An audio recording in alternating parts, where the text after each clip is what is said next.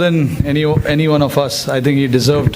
2024 সালে ICC টি-20 world cup নিজেকে সেরা বলে মনে করেছেন রোহিত শর্মা এবং বিশ্বকাপে জেতার পেছনের গল্পে সেরা বলে মনে করেন কোচ রাহুল দ্রাবিড়কে। ম্যাচ জেতার সবচেয়ে প্রাপ্য ছিল রাহুল দ্রাবিড়, বলেছেন রোহিত শর্মা।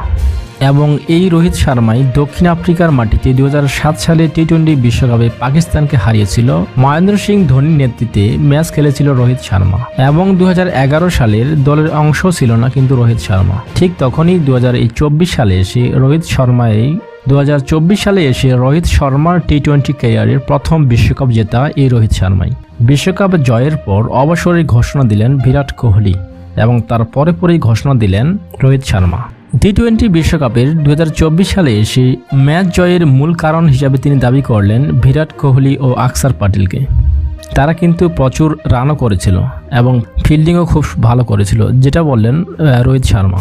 ম্যাচ জেতার পেছনে সবচেয়ে গুরুত্বপূর্ণ ভূমিকা রাখা আমাদের কোচ রাহুল দ্রাবিড়, বিরাট কোহলি এবং আমি নিজে এবং আকসার প্যাটেল সবচেয়ে বেশি গুরুত্বপূর্ণ ভূমিকা পালন করেছি। এবং এই ম্যাচ সম্পূর্ণ করার পর বিরাট কোহলির পরে অবশ্যই ঘোষণা দিলাম আমি নিজেও, এবং আশা করি আমার নেক্সট প্রজন্মে যারা আসবে তারা অবশ্যই আমার চেয়েও ভালো পারফরমেন্স করবে, আমি এটাই আশা করি।